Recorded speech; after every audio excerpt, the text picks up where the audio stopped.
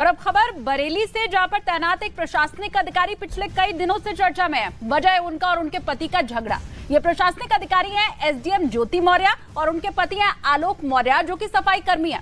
अब आलोक मौर्य का यह दावा है कि उन्होंने अपनी पत्नी ज्योति मौर्य की पढ़ाई में मदद की, जिसकी वजह से वो पीसीएस अधिकारी बन पाई। लेकिन अब वो अपने पति से तलाक चाहती हैं, जबकि पति आलोक वर्मा उन्हें छोड़ना नहीं चाहते। एसडीएम ज्योति मौर्य के पति आलोक मौर्य उत्तर प्रदेश के प्रतापगढ़ में पंचायती राज विभाग में कर्मचारी हैं। 2010 में उनकी शादी वाराणसी की रहने वाली ज्योति मौर्य के साथ हुई थी। 2015 में उनके जुड़वा बच्चे भी हुए। आलोक का यह दावा है कि शादी के बाद भी उनकी पत्नी आगे पढ़ना चाहती थी, तो वो प्रयागराज शिफ्ट हो गए। उनका यह दावा है कि उन्होंने पैसों की तंगी होने के बाद भी ज्योति की पढ़ाई में कभी कोई कमी नहीं आने दी। महिलाओं में टॉप किया, उन्होंने तीसरा रैंक पाया। बहुत खुशी का माहौल था सर, मेरे पूरे गांव में जश्न था और हम लोगों को गांव में बहुत अच्छा स्वागत हुआ। सब लोगों ने कहा एक बहू जो है एसडीएम बनी है। उन्होंने अपने बाइट में भी कहा कि आज मैं जो सफल हुई हूँ और उसका श्रेय मेरे पति आलोक कुमार मौर्य और मेरे ससुर राम मुरारी मौर्य का है। लेकिन सर आज परिस्थिति ऐसा बन गई कि वही ससुर और वही पति राम मुरारी मौर्य दहेज उत्पीड़न का मामला सर झेल रहे हैं सर हम। और सर यहाँ तक कि मेरी पत्नी सर मेरी जान लेना चाहती हैं। मुझे सर फ़ोन करके कही है कि ये जाँच सब रुकवा दो, नहीं तो तुम्हारी जान चली जाएगी सर। उसके पीछे सर उनका भाई सचिन मौर्य मेरे पीछे लगा हुआ, मेरे घर के आगे पीछे रहता है, बंदूक लेके घूम रहा है। और सर एक मनीष दुबे सर कमांडेंट है, उन्हीं के साथ उनका अवैध संबंध है। मैंने सर उनको 22 फरवरी को रंगे हाथ अपने आवास को पकड़ लिया था और मैंने कहा मेरी सर 9 साल की बेटियां हैं सर और मेरी बेटियों से मिलने नहीं दिया जा रहा है सर। और यहाँ तक कि ज्योति मौर्य अपने पद का दुरुपयोग करते हुए मेरे जिला पंचायत अधिकारी राज अधिकारी, जो कि सर बहुत ईमानदार अधिकारी है, उनसे बार बार शिकायत कर रही है कि इनको बर्खास्त कर।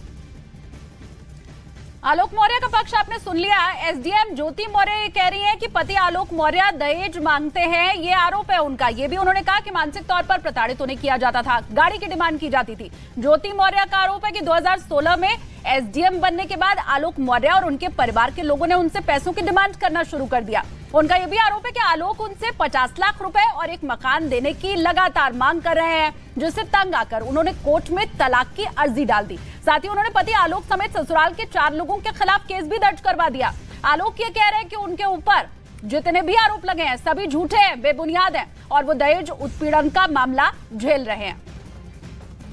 तो पीसीएस अधिकारी बन चुकी ज्योति मौर्य के पति का यह भी कहना है कि अधिकारी बनने तक तो सब कुछ ठीक ठाक था। उनकी पत्नी ने अपने पति और ससुर को अपनी सफलता का श्रेय भी दिया, पर आरोप यह है कि अधिकारी बनने के बाद ज्योति मौर्य ने पति और परिवार से मुंह मोड़ लिया। जबकि पीसीएस अधिकारी ज्योति मौर्य ने अपने पति आलोक मौर्य पर आरोप यह लगाया कि उन्होंने झूठ बोलकर शादी की। ज्योति मौर्य का आरोप है कि उनके पति ने शादी के पहले बताया था कि वो किसी बड़े पद पर है, जबकि वो एक सफाई कर्मचारी हैं। एसडीएम ज्योति मौर्य का यह भी कहना है कि आलोक की सच्चाई का पता चलने के बाद वो उनसे तलाक लेना चाहती थी, लेकिन उसी दौरान किसी वजह से उन्होंने अपने कदम को पीछे खींच लिया।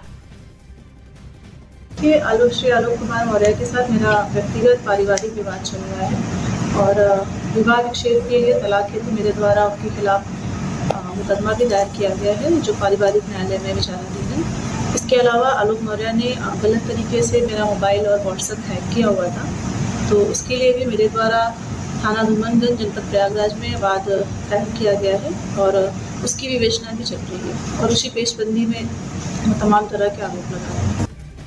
और अब आपको एक ऑडियो क्लिप सुनवा देते हैं जो कि बड़ा वायरल हो रहा है। पुष्टि इसकी न्यूज़ 18 इंडिया नहीं करता है, लेकिन इस ऑडियो में 2 आवाजें हैं, एक महिला की, एक पुरुष की। दावा किया जा रहा है कि ज्योति और आलोक एक दूसरे से इसमें बातचीत कर रहे हैं, एक दूसरे के ऊपर तमाम तरह के आरोप भी लगा रहे हैं। सुनिए।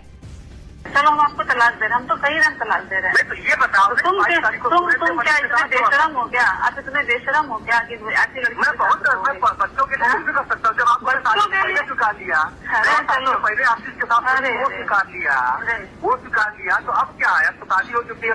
कौन होते हो तुम स्वीकार करने वाले? तुम होते कौन? मैं पति हूँ, पति बनेगा। मर जाओगे आप मर जाएंगे, मरवा दीजिए। हम नहीं मरवाएंगे, अपने कर्मों की सजा मिलेगी। अपने कर्मों की सजा मिलेगी। हम तो बोलेंगे मर जाओगे। नहीं, हम ये नहीं कह रहे हैं, ये जो आप कह रहे हो ना, मरते दम तक। आप कभी बैठ के सोचना, इसी नौकरी से जो पिए हो आज बने हो। ठीक है, बाकी हम ये नहीं कह रहे हैं कि नहीं बने। बैठ के आप सोचना क्या क्या इल्जाम आप लगाई हो। दहेज मांगने से दहेज कितना लेके आए थी तुम जानती हो, ठीक है ज्योति? कभी बैठ के सोचना सब पैसा दिए थे कम लाए थे ना, तभी तो कम लाए थे, तभी बताना देते थे। 1.5 लाख 5,000 उस दिन देखो हमारे पास वीडियो, उस दिन कार में आपके पापा कहे थे ना भैया मैं 5,000 तिलक कराया था, याद होगा ना जब हम लोग। हाँ बिल्कुल 5,000 कराए थे तिलक, लेकिन तभी तो परेशान करते थे आप लोग पैसे के लिए, गाड़ी के लिए। परेशान किए कभी नहीं पता। अरे चलो हमको जहाँ सबूत ना होगा हम देंगे ना, देना ना। झूठे कुछ भी लगा दो करोड़ों रुपए।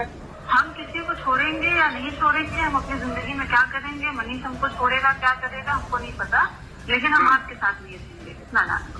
अच्छा ठीक है, मैं हमारे साथ बिल्कुल नहीं रहना, मतलब हम आपसे कॉम्प्रोमाइज नहीं करेंगे। हमारी नौकरी चली जाएगी, जांच करवा लो। जांच तो आप करवा रही हो, जांच करवा हम तो करवाएंगे। प्यार से नहीं छोड़ोगे, तमाशा करोगे तो हम सब करेंगे, जो हमारे जिंदगी भर नहीं छोड़ेंगे आप हमारी। आए और रहेंगे तो फिर देखो, फिर तो बात है ना, फिर तुम लड़ो के कानून से। चलो आप लड़ेंगी तो पीछे तो मैं चलूंगा ही। बस ठीक है, ठीक। आप सब करती जा रही है, FIR लिखवाइए, तलाक के लिए आप डालिए। आप बताइए झगड़ा होने से आपने मतलब आप एक बार यार बैठ के सोचिए कि तलाक कितना बड़ा फैसला होता है। आज मेरे पापा गए, भैया गए।